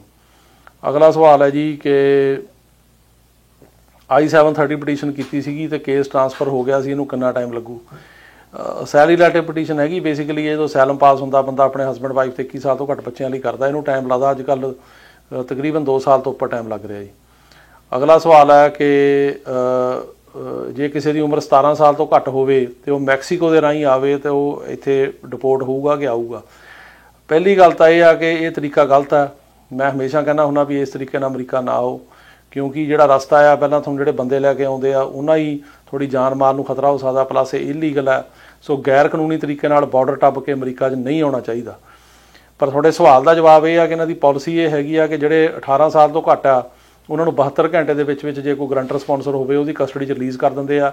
ਬਿਆਨ ਕਈ ਵਾਰੀ ਹੁੰਦੇ, ਕਈ ਵਾਰ ਨਹੀਂ ਹੁੰਦੇ, ਪਰ ਜਿਹੜਾ 18 ਤੋਂ ਉੱਪਰ ਆ ਉਹਦੀ ਜਿਹੜੀ ਕ੍ਰੈਡੀਬਲ ਫੇਅਰ ਇੰਟਰਵਿਊ ਹੁੰਦੀ ਆ, ਤਾਂ ਉਹਦੇ ਵਿੱਚ ਜਿਹੜੇ ਬਿਆਨ ਨੇ ਉਹ ਲਏ ਜਾਂਦੇ। ਜੇ ਬਿਆਨਾਂ 'ਚ ਫੇਲ ਹੋ ਜਾਵੇ ਫਿਰ ਉਹ ਬੰਦਾ ਅੱਗੇ ਆਪਣਾ ਕੇਸ ਨਹੀਂ ਲਾ ਸਕਦਾ। ਜੇ ਪਾਸ ਹੋ ਜਾਵੇ ਤਾਂ ਉਹਨੂੰ ਜਿਹੜਾ ਬੌਂਡ ਵਗੈਰਾ 'ਤੇ ਰਿਲੀਜ਼ ਕੀਤਾ ਜਾਂਦਾ, ਕਈਆਂ ਨੂੰ ਤਾਂ ਬੌਂਡ ਤੋਂ ਬਿਨਾਂ ਰਿਲੀਜ਼ ਕਰ ਦਿੰਦੇ ਆ। ਅਗਲਾ ਸਵਾਲ ਹੈ ਜੀ ਕਿ ਮੇਰੀ F2A green card spouse category ਆ। ਸਾਡਾ ਕੇਸ 18 'ਚ ਅਪਲਾਈ ਹੋਇਆ ਸੀ, ਸਤੰਬਰ 19 'ਚ ਅਪਰੂਵ ਹੋ ਗਿਆ ਸੀ, ਤੇ ਸਾਨੂੰ ਜਨਵਰੀ 2020 'ਚ ਜਿਹੜੇ ਡਾਕੂਮੈਂਟ ਸਾਡੇ ਉਹ ਵੀ ਜਮ੍ਹਾਂ ਹੋ ਗਏ, ਤੇ ਇੰਟਰਵਿਊ ਜਿਹੜੀ ਆ ਉਹ ਨਹੀਂ ਅਜੇ ਤੱਕ ਆਈ, ਤੇ ਉਹ 60 ਦਿਨ ਦਾ ਕਹਿ ਰਹੇ ਆ, ਅੱਗੇ ਡਿਲੇ ਕਰ ਰਹੇ। ਦੇਖੋ ਇਸ ਤਰ੍ਹਾਂ ਆ ਕਿ ਮੈਂ ਅੱਗੇ ਦੱਸ ਕੇ ਹਟਿਆ ਵੀ ਉੱਥੇ ਕਾਫੀ ਡਿਲੇ ਹੈਗੀ ਹੈ, ਖਾਸ ਕਰਕੇ ਵਿਆਹ ਦੇ ਕੇਸਾਂ ਜਿਹੜੇ ਸਿਟੀਜ਼ਨ ਦੇ ਜਾਂ ਗ੍ਰੀਨ ਕਾਰਡ ਦੇ ਆ, ਉਹ 60 ਡੇਜ਼ ਵਾਸਤੇ ਕਰੀ ਜਾਂਦੇ, ਪਰ ਅਲਟੀਮੇਟਲੀ ਇੰਟਰਵਿਊ ਦੇਣਗੇ, ਪਰ ਅਜੇ ਸਲੋ ਹੈ ਪ੍ਰੋਸੈਸ, ਤੁਹਾਨੂੰ ਵੇਟ ਕਰਨੀ ਪੈਣੀ ਹੈ, ਜਾਂ ਤੁਸੀਂ ਇਨਕੁਆਇਰੀ ਪਾ ਕੇ ਦੇਖ ਲਓ। ਅਗਲਾ ਸਵਾਲ ਹੈ ਜੀ ਕਿ F3 ਦੀ ਜਿਹੜੀ ਕੈਟਾਗਰੀ ਦੇ ਇੰਟਰਵਿਊ ਦੇਣ ਤੋਂ ਬਾਅਦ ਕਿੰਨੇ ਟਾਈਮ ਬਾਅਦ ਵੀਜ਼ਾ ਇਸ਼ੂ ਹੁੰਦਾ। F3 ਕੈਟਾਗਰੀ ਤਾਂ ਜਿਹੜੇ US ਸਿਟੀਜ਼ਨ ਦੇ ਮੈਰਿਡ ਬੱਚੇ ਤੇ ਉਹਨਾਂ ਦੇ ਬੱਚਿਆਂ ਦੀ ਆ। ਵੀਜ਼ਾ ਤਾਂ ਉਹਨਾਂ ਦਾ ਡਿਪੈਂਡ ਕਰਦਾ ਜੀ, ਕਈ ਵਾਰ ਤਾਂ ਮਹੀਨੇ 'ਚ ਇਸ਼ੂ ਕਰ ਦਿੰਦੇ, ਕਈ ਵਾਰੀ ਜੇ ਉਹਨਾਂ ਨੂੰ ਕੋਈ ਹੋਰ ਐਡਮਿਨਿਸਟ੍ਰੇਟਿਵ ਪ੍ਰੋਸੈਸਿੰਗ ਹੋਵੇ ਜਾਂ ਇਨਕੁਆਇਰੀ ਕਰਨੀ ਹੈ ਜਾਂ ਡਾਕੂਮੈਂਟ ਹੀ ਚਾਹੀਦੇ ਹੋਣ ਤਾਂ ਫਿਰ ਜ਼ਿਆਦਾ ਟਾਈਮ ਵੀ ਲਾ ਸਕਦੇ ਆ। ਅਗਲਾ ਸਵਾਲ ਹੈ ਜੀ ਕਿ ਇਹ ਜੇ ਸਾਲ ਬਾਅਦ ਤੇ ਅਸਾਈਲਮ ਕੇਸ ਮੈਂ ਅਪਲਾਈ ਕਰਾਂ ਤੇ ਮੈਨੂੰ ਜਿਹੜਾ ਹੈਗਾ ਉਹ ਵਰਕ ਪਰਮਿਟ ਮਿਲ ਸਕਦਾ। ਦੇਖੋ ਜੀ, ਅਸਾਈਲਮ ਤਾਂ ਪਹਿਲੀ ਗੱਲ ਹੈ ਵਿਦਨ 1 ਈਅਰ ਲੱਗਦਾ। ਜੇ ਤੁਸੀਂ ਸਾਲ ਤੋਂ ਬਾਅਦ ਕਰਦੇ ਹੋ ਤਾਂ ਤੁਹਾਨੂੰ ਵਿਦ ਹੋਲਡਿੰਗ ਆਫ ਰਿਮੂਵਲ ਜਾਂ ਪ੍ਰੋਟੈਕਸ਼ਨ ਅੰਡਰ ਕੈਟ ਦਾ ਕੇਸ ਕਰਨਾ ਪੈਂਦਾ। ਅਸਾਈਲਮ ਤਾਂ ਸਾਲ ਦੇ ਅੰਦਰ ਹੀ ਹੋ ਸਕਦਾ, ਸਾਲ ਤੋਂ ਬਾਅਦ ਨਹੀਂ ਹੋ ਸਕਦਾ। ਉਹ 'ਚ ਰੀਜ਼ਨ ਦੇਣਾ ਪੈਂਦਾ, ਅਨਲੈਸ ਤੁਹਾਡੇ ਕੋਲ ਕੋਈ ਰੀਜ਼ਨ ਹੈ ਕਿ ਤੁਸੀਂ ਕਿਉਂ ਨਹੀਂ ਅਪਲਾਈ ਕੀਤਾ ਸਾਲ ਦੇ ਅੰਦਰ। ਰਹੀ ਗੱਲ ਵਰਕ ਪਰਮਿਟ ਦੀ, ਉਹ ਜਿਹੜੀ ਪਿਛਲੀ ਸਰਕਾਰ ਸੀ ਉਹਨੇ ਰੋਕਤਾ ਸੀ ਵੀ ਜਿਹੜੇ ਓਵਰ 1 ਈਅਰ ਵਰਕ ਪਰਮਿਟ ਨਹੀਂ ਦੇਣਾ, ਪਰ ਉਹ ਸਟੇ ਦਿੱਤੀ ਹੋਈ ਆ ਕੋਰਟ ਨੇ। ਸੋ ਇਸ ਕਰਕੇ ਜਿਹੜੇ ਓਵਰ 1 ਈਅਰ ਵੀ ਆ ਉਹਨਾਂ ਨੂੰ ਵਰਕ ਪਰਮਿਟ ਮਿਲ ਰਹੇ ਆ, ਪਰ ਅਸਾਈਲਮ ਦਾ ਕੇਸ ਤਾਂ ਵਿਦਨ 1 ਈਅਰ ਹੀ ਲੱਗ ਸਕਦਾ। ਜਿਹੜੇ ਸਾਲ ਤੋਂ ਉੱਪਰ ਨੇ ਉਹਨਾਂ ਦਾ ਵਿਦ ਹੋਲਡਿੰਗ ਆਫ ਰਿਮੂਵਲ ਜਾਂ ਪ੍ਰੋਟੈਕਸ਼ਨ ਅੰਡਰ ਕੈਟ 'ਚੋਂ ਕਨਵਰਟ ਹੋ ਜਾਂਦਾ। ਅਗਲਾ ਸਵਾਲ ਹੈ ਜੀ ਕਿ I-130 ਪਟੀਸ਼ਨ ਉਹ ਕਹਿੰਦੇ ਭਰਾ ਭੈਣ ਦੀ ਮੈਂ 2012 'ਚ ਕੀਤੀ, ਇਹਦੇ ਤੱਕ ਅਪਰੂਵਲ ਨਹੀਂ ਆਈ। F4 ਕੈਟਾਗਰੀ ਦੀ ਗੱਲ ਕਰ ਰਹੇ ਨੇ। ਅੱਜ ਕੱਲ੍ਹ ਅਪਰੂਵਲ ਨੂੰ 8 ਤੋਂ 10 ਸਾਲ ਲੱਗ ਰਹੇ ਆ, ਸੋ ਇਸ ਕਰਕੇ ਇਹਨਾਂ ਨੂੰ ਵੇਟ ਕਰਨੀ ਚਾਹੀਦੀ ਹੈ। ਬਾਕੀ ਪ੍ਰਾਇਓਰਟੀ ਡੇਟ ਤਾਂ 12 ਦੀ ਰਹੂਗੀ। ਜੇ ਅਪਰੂਵਲ ਨੂੰ ਜਿਹੜਾ ਟਾਈਮ ਲੱਗ ਰਿਹਾ ਤੇ ਤੁਸੀਂ ਉਹਨਾਂ ਨਾਲ ਵੈਸੇ ਕੰਟੈਕਟ ਕਰ ਸਕਦੇ ਹੋ, ਪਰ ਟਾਈਮ ਲੱਗ ਰਿਹਾ ਅੱਜ ਕੱਲ੍ਹ। ਅਗਲਾ ਸਵਾਲ ਹੈ ਜੀ ਕਿ ਮੈਂ ਗ੍ਰੀਨ ਕਾਰਡ ਰਿਨਿਊ ਕਰਨ ਵਾਸਤੇ ਦਿੱਤਾ ਸੀਗਾ, ਸਾਲ ਤੋਂ ਉੱਤੇ ਹੋ ਗਿਆ, ਅਜੇ ਤੱਕ ਨਹੀਂ ਆਇਆ। ਗ੍ਰੀਨ ਕਾਰਡ ਰਿਨਿਊ ਕਰਨ ਨੂੰ ਕਾਫੀ ਟਾਈਮ ਲੱਗਦਾ ਜੀ। ਅੱਜ ਕੱਲ੍ਹ ਜਿਹੜਾ ਗ੍ਰੀਨ ਕਾਰਡ ਰਿਨਿਊ ਹੈ ਇਹਨੂੰ ਕਰਨ ਵਾਸਤੇ ਤਕਰੀਬਨ 1.5 ਤੋਂ 2 ਸਾਲ ਲੱਗ ਰਹੇ ਆ, ਸੋ ਇਸ ਕਰਕੇ ਤੁਹਾਨੂੰ ਵੇਟ ਕਰਨੀ ਪੈਣੀ ਆ। ਉੱਦਾਂ ਜਦੋਂ ਆਪਾਂ ਰਿਨਿਊ ਕਰਨ ਦਾ I-90 ਫਾਰਮ ਭਰਦੇ ਆ 1.5 ਸਾਲ ਹੀ ਵਧਾ ਦਿੰਦੇ ਆਪੇ ਹੀ, ਉਹਦਾ ਮਤਲਬ ਹੈ ਕਿ ਉਹਦੇ ਵਿੱਚ ਆ ਜਾਊਗਾ, ਸੋ ਟਾਈਮ ਲੱਗ ਰਿਹਾ। ਅਗਲਾ ਸਵਾਲ ਹੈ ਜੀ ਕਿ ਅਸੀਂ ਇੱਥੇ ਅਸਾਈਲਮ 'ਤੇ ਹੈਗੇ ਹਾਂ ਤੇ ਅਸੀਂ ਅਸੈਂਸ਼ੀਅਲ ਵਰਕ ਜਿਹੜਾ ਹੈਗਾ ਉਹ ਵੀ ਕਰਦੇ ਹਾਂ, ਤੇ ਜਿਹੜਾ ਬਿੱਲ ਅਪਰੂਵ ਹੋ ਗਿਆ ਤਾਂ ਅਸੀਂ ਐਲੀਜੀਬਲ ਹੋਵਾਂਗੇ। ਉਹਦੇ ਬਾਰੇ ਮੈਂ ਦੱਸ ਕੇ ਹਟਿਆ ਜੀ ਕਿ ਉਹ ਬਿੱਲ ਅਪਰੂਵ ਹੋਣ ਦੀ ਅਜੇ ਕੋਈ ਇਮੀਡੀਏਟ ਉਹਨਾਂ ਨੂੰ ਕਾਮਯਾਬੀ ਨਹੀਂ ਮਿਲੀ। ਕੋਸ਼ਿਸ਼ ਤਾਂ ਕਰ ਰਹੇ ਆ ਸੈਨੇਟ 'ਚ, ਪਰ ਜਿਹੜਾ ਸੈਨੇਟ ਪਾਰਲੀਮੈਂਟੇਰੀਅਨ ਆ ਉਹ ਓਵਰਰੂਲ ਕਰ ਰਿਹਾ ਵੀ ਨਹੀਂ ਤੁਸੀਂ ਕਰ ਸਕਦੇ। ਅਸੈਂਸ਼ੀਅਲ ਵਰਕਰ ਦੇ ਵਿੱਚ ਜਿਹੜਾ ਵੀ ਇੱਥੇ ਕੋਈ ਵੀ ਕੰਮ ਕਰਦਾ ਉਹ ਤਕਰੀਬਨ ਆ ਜਾਂਦਾ। ਉਹਦੇ 'ਚ ਇਹ ਨਹੀਂ ਹੈਗਾ ਕਿ ਤੁਸੀਂ ਅਸਾਈਲਮ ਕੀਤਾ ਨਹੀਂ ਆ ਸਕਦੇ, ਕੋਈ ਵੀ ਆ ਸਕਦਾ। ਸਿਰਫ ਇੱਕੋ ਹੀ ਸ਼ਰਤ ਆ ਵੀ ਜਨਵਰੀ 2020 ਤੋਂ ਲੈ ਕੇ ਅਗਸਤ 2021 ਤੱਕ 1.5 ਸਾਲ ਤੁਸੀਂ ਕੰਮ ਕੀਤਾ ਹੋਵੇ ਉਸ ਫੀਲਡ ਦੇ ਵਿੱਚ, ਸੋ ਤੁਸੀਂ ਆ ਸਕਦੇ ਹੋ। ਪਰ ਗੱਲ ਪਾਸ ਹੋਣ ਦੀ ਹੈ, ਜੇ ਪਾਸ ਹੋਏਗਾ ਤੇ ਫੇਰ ਹੀ ਇਹਦੇ ਆਸ ਹੋਣ ਦੀ ਗੱਲ ਬਣੇਗੀ। ਅਗਲਾ ਸਵਾਲ ਹੈ ਜੀ ਤੇ ਇਹ ਦੱਸੋ ਕਿ ਮੇਰੇ ਹਸਬੈਂਡ ਦੀ ਇੰਟਰਵਿਊ ਫਰਵਰੀ 2020 'ਚ ਹੋਈ ਸੀ, ਪੇਪਰ ਮੰਗੇ ਸੀ ਤੇ ਪੇਪਰ ਸੈਂਡ ਕਰਤੇ ਸੀਗੇ ਤੇ ਉਦੋਂ ਬਾਅਦ ਕੁਝ ਪਤਾ ਨਹੀਂ ਲੱਗਿਆ। ਹਾਂਜੀ, ਕਾਫੀ ਡਿਲੇ ਆ। ਕਈ ਕੇਸਾਂ ਤੁਸੀਂ ਇਨਕੁਆਇਰੀ ਕਰੋ, ਇਹਦੀ ਇਨਕੁਆਇਰੀ ਕੀਤੀ ਜਾ ਸਕਦੀ ਆ, ਪਰ ਡਿਲੇ ਜ਼ਰੂਰ ਹੈਗੀ ਆ ਤੇ ਕਈ ਕੇਸਾਂ ਦੇ ਵਿੱਚ ਤਾਂ 1.5 ਸਾਲ 1.5 ਸਾਲ ਦੀ ਵੀ ਡਿਲੇ ਆ। ਅਗਲਾ ਕੇਸ ਹੈ ਜੀ ਕਿ ਮੇਰਾ ਕੇਸ F3 ਕੈਟਾਗਰੀ ਦੇ ਵਿੱਚ NVC 'ਚ ਪਾਇਆ ਹੋਇਆ, ਪ੍ਰਾਇਓਰਟੀ ਡੇਟ 2012 ਦੀ ਹੈ, ਕਿੰਨਾ ਟਾਈਮ ਲੱਗੂਗਾ? F3 ਜਿਹੜੀ ਕੈਟਾਗਰੀ ਹੈਗੀ ਆ ਇਹਦੇ 'ਚ ਜਿਹੜਾ ਬੇਸਿਕਲੀ ਇਹ ਮੈਰਿਡ ਬੱਚੇ US ਸਿਟੀਜ਼ਨ ਦੀ ਜਿਹੜੀ ਕੈਟਾਗਰੀ ਹੈਗੀ ਆ, ਇਹਦੇ ਚੱਲ ਰਿਹਾ ਜੀ 2008 ਤੇ ਨਵੰਬਰ 2008 ਚੱਲ ਰਿਹਾ ਤੇ ਇਹਦੇ 'ਚ ਹੁਣ ਟਾਈਮ ਜਿਹੜਾ ਹੈਗਾ ਉਹ ਅਜੇ ਲੱਗੂਗਾ। ਤੁਸੀਂ 12 'ਚ ਕੀਤਾ, 4-5 ਸਾਲ ਹੋਰ ਲੱਗ ਸਕਦੇ ਆ। ਅਗਲਾ ਸਵਾਲ ਹੈ ਜੀ ਕਿ F3 ਦੀ ਫਾਈਲ 2013 'ਚ ਲਗਾਈ ਸੀ, ਅਪਰੂਵਲ 2020 'ਚ ਆ ਗਈ ਸੀ ਤੇ ਫੀਸ ਓਪਨ ਨਹੀਂ ਹੋ ਰਹੀਆਂ। ਫੀਸ ਅਜੇ ਓਪਨ ਇਸ ਕਰਕੇ ਨਹੀਂ ਹੋ ਰਹੀਆਂ ਕਿ ਤੁਹਾਡੀ ਅਜੇ ਜਿਹੜੀ ਡੇਟ ਹੈਗੀ ਪ੍ਰਾਇਓਰਟੀ ਡੇਟ ਕਰੰਟ ਨਹੀਂ ਹੋਈ। ਸੋ ਤੁਸੀਂ 13 'ਚ ਕੀਤਾ, ਅਜੇ ਤਾਂ ਉੱਥੇ 8 ਚੱਲ ਰਿਹਾ, 5 ਸਾਲ ਅਜੇ ਹੋਰ ਲੱਗਣਗੇ, 5-6 ਸਾਲ ਫਿਰ ਉਹ ਓਪਨ ਹੋਏਗਾ। ਜਿੰਨੀ ਦੇਰ ਤੱਕ ਤੁਹਾਡੀ ਜਿਹੜੀ ਹੈਗੀ ਕਰੰਟ ਨਹੀਂ ਹੁੰਦੀ ਜਾਂ ਉਸ ਤੋਂ 6 ਮਹੀਨੇ ਪਹਿਲਾਂ ਜਦੋਂ ਪੇਪਰ ਮੰਗਦੇ ਆ ਉਦੋਂ ਹੀ ਉਹ ਖੋਲ੍ਹਣਾ, ਉਸ ਤੋਂ ਪਹਿਲਾਂ ਤੁਸੀਂ ਫੀਸ ਨਹੀਂ ਪੇ ਕਰ ਸਕਦੇ। ਤੇ ਅਗਲਾ ਸਵਾਲ ਹੈ ਜੀ ਕਿ ਜਿਹੜਾ ਵਿਜ਼ਟਰ ਵੀਜ਼ਾ ਉਹਦੀ ਇੰਟਰਵਿਊ ਕਦੋਂ ਸ਼ੁਰੂ ਹੋਏਗੀ? ਉਹ ਨਵੰਬਰ ਤੋਂ ਬਾਅਦ ਇਹ ਕਹਿ ਰਹੇ ਆ ਕਿ ਵਿਜ਼ਟਰ ਵੀਜ਼ੇ ਵਾਲੇ ਆ ਸਕਦੇ ਆ ਤੇ ਇੰਟਰਵਿਊਜ਼ ਵੀ ਉਦੋਂ ਸ਼ੁਰੂ ਹੋ ਜਾਣਗੀਆਂ ਜਿਹੜੇ ਬੰਦੇ ਨੇ ਨਵੇਂ ਲੈਣੇ ਆ। ਉਦੋਂ ਬਾਅਦ ਹੈ ਜੀ ਕਿ F4 ਕੈਟਾਗਰੀ ਦੇ ਵਿੱਚ ਸਾਡਾ ਅਪਲਾਈ ਕੀਤਾ ਤੇ ਹੁਣ ਕੀ ਚੱਲ ਰਿਹਾ? F4 ਕੈਟਾਗਰੀ ਮੈਂ ਦੱਸ ਕੇ ਹਟਿਆ ਜੀ, 15 ਸਤੰਬਰ 2005 ਜਿਹੜਾ ਉਹ ਚੱਲ ਰਿਹਾ ਜਿਹੜੇ ਇੰਟਰਵਿਊਜ਼ ਦਾ, ਤੇ ਜਿਹੜੇ NVC ਪੇਪਰ ਮੰਗ ਰਹੀ ਆ ਉਹ ਚੱਲ ਰਿਹਾ ਜੀ 1 ਜਨਵਰੀ 2006। ਅਗਲਾ ਸਵਾਲ ਹੈ ਜੀ ਕਿ F4 ਕੈਟਾਗਰੀ ਦੇ ਵਿੱਚ ਉਹ ਕਹਿੰਦੇ ਨੇ ਕਿ ਮੇਰੇ ਬੱਚੇ ਦਾ ਨਾਂ ਹੈਗਾ ਤੇ ਅਸੀਂ ਸਰਨੇਮ ਨਹੀਂ ਲਿਖਿਆ, ਹੁਣ ਐਡ ਕਰਾ ਸਕਦੇ? ਹਾਂਜੀ, ਕਰ ਸਕਦੇ ਹੋ ਤੁਸੀਂ ਸਰਨੇਮ ਜੇ ਐਡ ਕਰਨਾ, ਤੇ ਉਹ ਤੁਸੀਂ ਹੋ ਸਕਦਾ ਉਹ 'ਚ ਕੋਈ ਪ੍ਰੋਬਲਮ ਨਹੀਂ ਹੈਗੀ, ਐਡ ਕਰਾਇਆ ਜਾ ਸਕਦਾ। ਅਗਲਾ ਸਵਾਲ ਹੈ ਜੀ ਕਿ ਮੇਰੀ ਬੇਟੀ ਦਾ ਡਿਵੋਰਸ ਇੰਡੀਆ 'ਚ ਹੋਇਆ ਤਾਂ ਅਸੀਂ ਗ੍ਰੀਨ ਕਾਰਡ ਹੋਲਡਰ ਹਾਂ, ਦੁਬਾਰਾ ਅਪਲਾਈ ਅਸੀਂ ਕਰ ਸਕਦੇ? ਦੇਖੋ, ਜਿਹੜਾ ਗ੍ਰੀਨ ਕਾਰਡ ਹੋਲਡਰ ਹੁੰਦਾ ਉਹ ਅਨਮੈਰਿਡ ਬੱਚੇ ਦਾ ਕਰ ਸਕਦਾ, ਪਰ ਜੇ ਬੱਚੇ ਦਾ ਡਿਵੋਰਸ ਹੋ ਗਿਆ ਉਹਨੂੰ ਸਿੰਗਲ ਹੀ ਸਮਝਿਆ ਜਾਂਦਾ ਤੇ ਤੁਸੀਂ ਡਿਵੋਰਸ ਤੋਂ ਬਾਅਦ ਵੀ ਉਹਨੂੰ ਅਪਲਾਈ ਕਰ ਸਕਦੇ ਹੋ ਤੇ ਉਹ ਸਿੰਗਲ ਦੀ ਕੈਟਾਗਰੀ ਵਿੱਚ ਸਮਝਿਆ ਜਾਏਗਾ। ਅਗਲਾ ਸਵਾਲ ਹੈ ਜੀ ਕਿ F4 ਕੈਟਾਗਰੀ ਦੇ ਵਿੱਚ ਬਹੁਤ ਟਾਈਮ ਲੱਗਦਾ, ਕਿਸੇ ਤਰੀਕੇ ਨਾਲ ਪਹਿਲਾਂ ਪੇਪਰ ਨਿਕਲ ਸਕਦੇ? ਨਹੀਂ ਜੀ, ਪਹਿਲਾਂ ਨਹੀਂ ਨਿਕਲ ਸਕਦੇ। ਟਰਾਈ ਤਾਂ ਸਰਕਾਰ ਕਰ ਰਹੀ ਹੈ ਕਾਨੂੰਨ ਬਣਾ ਕੇ ਇਹਨੂੰ ਫਾਸਟ ਕਰਨ ਦੀ। ਜਿਹੜਾ ਕਾਨੂੰਨ ਹੁਣ ਸੈਨੇਟ 'ਚੋਂ ਪਾਸ ਕਰਨ ਦੀ ਕੋਸ਼ਿਸ਼ ਕਰ ਰਹੇ ਆ ਰੀਕਨਸੀਲੇਸ਼ਨ 'ਚ, ਇਹਦੇ ਵਿੱਚ ਵੀ ਲਿਖਿਆ ਵੀ ਜਿਹੜੇ ਅਨਯੂਜ਼ਡ ਵੀਜ਼ਾ ਨੰਬਰ ਨੇ ਉਹ 'ਚ ਐਡ ਕੀਤੇ ਜਾਣ, ਫਾਸਟ ਕੀਤਾ ਜਾਵੇ, ਪਰ ਇਹਦੇ ਬਾਰੇ ਕੋਈ ਵੀ ਅਜੇ ਰਸਤਾ ਜਿਹੜਾ ਹੈਗਾ ਉਹ ਨਹੀਂ ਆ। ਤੇ ਇਸ ਤੋਂ ਬਾਅਦ ਜਿਹੜਾ ਅੱਜ ਦਾ ਆਖਰੀ ਸਵਾਲ ਹੈ ਜੀ ਉਹ ਇਹ ਹੈਗਾ ਕਿ ਸਾਡੇ ਪੇਪਰ ਜਿਹੜੇ ਨੇ NVC 'ਚ 2 ਮਹੀਨੇ ਹੋ ਗਏ ਗਿਆ ਨੂੰ ਇੰਟਰਵਿਊ ਨਹੀਂ ਆਈ। ਇਹਨੂੰ ਟਾਈਮ ਲੱਗਦਾ ਜੀ, NVC ਅੱਜ ਕੱਲ੍ਹ ਟਾਈਮ ਲਾ ਰਹੀ ਆ, ਸੋ 2 ਮਹੀਨੇ ਹੋ ਗਏ, ਹੋ ਸਕਦਾ ਮਹੀਨਾ 1.5 ਮਹੀਨਾ ਹੋਰ ਲੱਗੇ। ਤੁਸੀਂ ਇਹਦਾ ਜਿਹੜਾ ਹੈਗਾ ਉਹ ਫਰਦਰ ਉਹਨਾਂ ਕੋਲੋਂ ਪਤਾ ਮਤਲਬ ਕਰ ਸਕਦੇ ਹੋ। ਸੋ ਇਹ ਸੀ ਤੁਹਾਡੇ ਕੋਈ ਸਵਾਲਾਂ ਦੇ ਜਵਾਬ, ਤੇ ਜਿਹੜੇ ਰਹਿ ਗਏ ਮੈਂ ਅਗਲੀ ਵਾਰੀ ਟਰਾਈ ਕਰੂੰਗਾ ਦੇਣ ਦੀ। ਬਾਕੀ ਤੁਸੀਂ ਇਹਦੇ ਅੰਡਰ ਹੋਰ ਜਿਹੜੇ ਆਪਣੇ ਸਵਾਲ ਨੇ ਉਹ ਤੁਸੀਂ ਲਿਖ ਕੇ ਇਸ ਵੀਡੀਓ ਥੱਲੇ ਪਾਓ ਤੇ ਮੇਰੀ ਕੋਸ਼ਿਸ਼ ਹੁੰਦੀ ਆ ਵੀ ਜਿੰਨਾ ਵੀ ਮੈਂ ਜਵਾਬ ਇਹਨੂੰ ਦੇ ਸਕਾਂ। ਚੰਗਾ ਜੀ, ਸਤਿ ਸ਼੍ਰੀ ਅਕਾਲ ਸਾਰਿਆਂ ਨੂੰ। Jaspreet Singh, attorney at law, New York and California. Immigration, deportation, defense, appeals, family law ਅਤੇ bankruptcy ਲਈ ਸੰਪਰਕ ਕਰੋ। More than 17 years of legal experience. Jaspreet Singh, attorney at law.